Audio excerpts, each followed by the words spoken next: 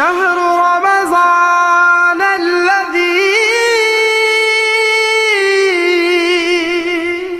أنزل فيه القرآن. Assalamualaikum warahmatullahi wabarakatuh. Jamaah sekalian dirahmati Allah SWT, Rasulullah SAW pernah berkata, Innallaha yarfa'u bihadzal kitab qauman wa yadau akharin.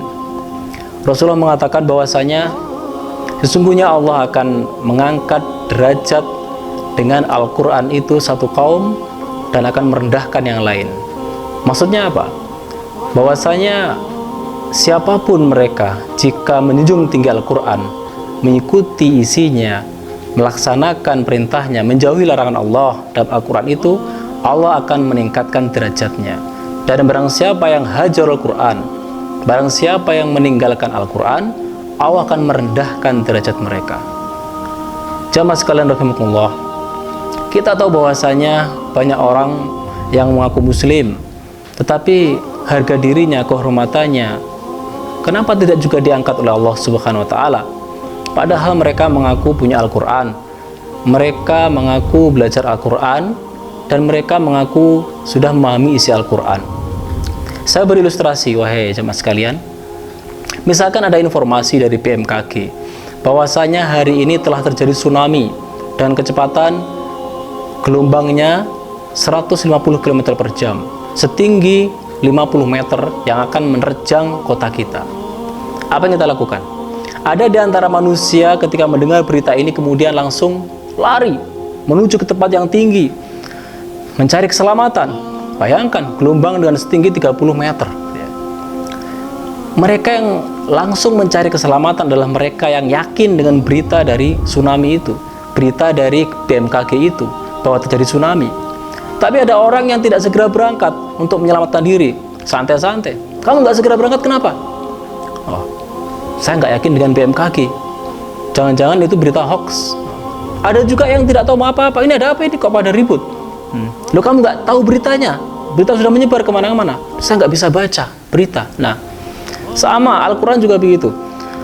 Al-Quran telah mengajarkan, menginformasikan pada kita tentang neraka, surga, tentang balasan, ancaman azab bagi siapa yang melanggar perintah Allah. Tapi sedikit di antara kita yang menggubris dan mempercayai itu. Ini seperti berita dari BMKG. Responnya macam-macam. Kamu sudah mendengar bahwa Allah akan mengadab bagi orang yang memakan riba misalkan, berbuat zina misalkan. Oh iya, saya tahu. Tapi kenapa kamu tidak segera meninggalkan itu? Kenapa bisa begitu? Akan saya berikan gambaran bagaimana sikap para sahabat ketika mereka mendengar Al-Quran. Suatu ketika ada seorang sahabat, Jundub bin Abdullah, beliau mengatakan, Nahnu fityanun jawazira ma'a Rasulillah. Dulu kami bersama Rasulullah waktu masih remaja, fata'allamnal iman qabla an ta'allamnal Qur'an. Kami dulu belajar tentang iman sebelum kami belajar tentang Al-Quran. Summa ta'allamnal Qur'an fazdadna bihi imanan. Kemudian kami baru belajar Al-Quran dan bertambahlah iman pada kami karena Al-Quran itu. Mereka sebelum membaca Al-Quran dan memahami Al-Quran, mereka sudah beriman bahwa Rasulullah SAW adalah Nabi utusan Allah yang menerima wahyu dari Allah, dari pencipta alam semesta ini. Mereka yakin bahwa yang diucapkan oleh Rasulullah adalah benar, wahyu dari Allah. Kalau Allah mengatakan A, pasti A. Kalau Allah mengatakan B, pasti B. Apapun disampaikan Rasulullah adalah wahyu dari Allah SWT. Mereka sangat yakin itu. Ketika Allah berbicara tentang asal-usul manusia, memang nyatanya begitu. Ketika Allah bicara tentang apa yang terjadi saat ini dan yang akan terjadi di masa depan, ya, tentang adanya surga, neraka, adanya malaikat, adanya setan, adanya balasan atas perbuatan manusia, mereka para sahabat sangat yakin itu. Ketika mereka mendengarkan Al-Quran seperti seolah-olah mereka sedang berhadapan dengan Allah dan Allah sedang berbicara dengan mereka. Bagaimana sikap seorang hamba ketika pencipta alam semesta ini sedang ngajak bicara mereka? Pasti tidak main-main. Lihatlah ketika perintah dari Allah SWT di Madinah waktu itu, turun larangan minum khamr, ya. Langsung respon para sahabat, mereka membuang semua khamr-khamr masih disimpan di kuali-kuali, di guci-guci, mereka pecahkan semuanya. Mereka tidak berpikir, ini kalau habis semua khamr ini rugi saya, ini barusan beli, belum sempat dijual. Mereka tidak berpikir, pokoknya ini larangan Allah, mereka akan taati itu, karena apa yang dikatakan Allah pasti benarnya. Lihatlah bagaimana ketika Allah merintahkan kaum muslim untuk memakai jilbab. Begitu perintah turun melalui mulut Rasulullah SAW dari wahyu Allah SWT, mereka langsung mengambil baju, mengambil kain untuk menutupi aurat mereka. Mereka tidak diskusikan ini manfaatnya apa buat saya. Mereka tidak diskusikan itu, tidak pertimbangkan dulu baik buruknya, tidak. Ini perintah Allah, laksanakan. Ini larangan Allah, segera jauhi. Itulah yang dimaksud dengan sahabat mengatakan bahwa kami beriman sebelum kami menerima Al-Quran. Kemudian kami belajar Al-Quran dan semakin bertambahlah iman kami.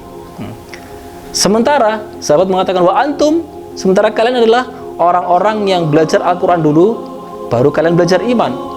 Kita kan tahu, sejak kecil kita belajar Al-Quran, sejak TK kita belajar Al-Quran, memahami bacaan Al-Quran, tetapi hanya sebagai batas hafalan dan bacaan, tidak paham isinya, kadang juga tidak tahu maksudnya apa, gitu ya. Itulah kenapa kemudian beda sekali generasi para sahabat dengan generasi zaman kita ini. Mereka mensikapi Al-Quran didahului dengan iman dulu. Agar kita diangkat derajat oleh Allah SWT, sebagaimana hadis yang pertama tadi, mari kita berinteraksi dengan Al-Quran dengan serius. Rasulullah mengatakan, Iqra'ul Quran, fa innahu ya'ti yaumal qiyamah syafi'an li ashabihi. Bacalah Al-Quran, karena sesungguhnya Al-Quran akan datang di hari kiamat memberikan syafaat bagi para ashabihi, para sahabat-sahabatnya. Maksudnya apa? Yaitu orang-orang ketika di dunia sudah menjadikan Al-Quran sebagai sahabatnya. Sahabat itu apa? Sahabat itu tempat kita curhat. Kalau ada masalah, tanya sahabat. Ada persoalan, ada masalah hidup ini, kita tanya pada sahabat. Sudahkah kita menjadikan Al-Quran sebagai sahabat kita? Ada masalah, lihat Al-Quran. Ada masalah hidup, cari solusi Al-Quran. Barang siapa yang sudah menjadikan sahabat Al-Quran ketika di dunia, Quran nanti akan menjadi sahabat dia nanti di akhirat, dan akan memberikan syafaat, memberikan penyelamatan musibah-musibah nanti di hari kiamat.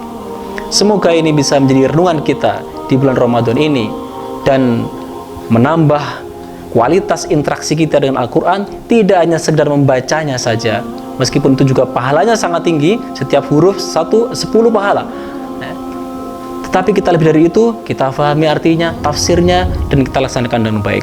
Semoga Allah memberkahi kita semua, dan Allah meningkatkan derajat kita dengan Al-Quran. Barakallahu fikum. Hadanakum ijma'in. Assalamualaikum warahmatullahi wabarakatuh.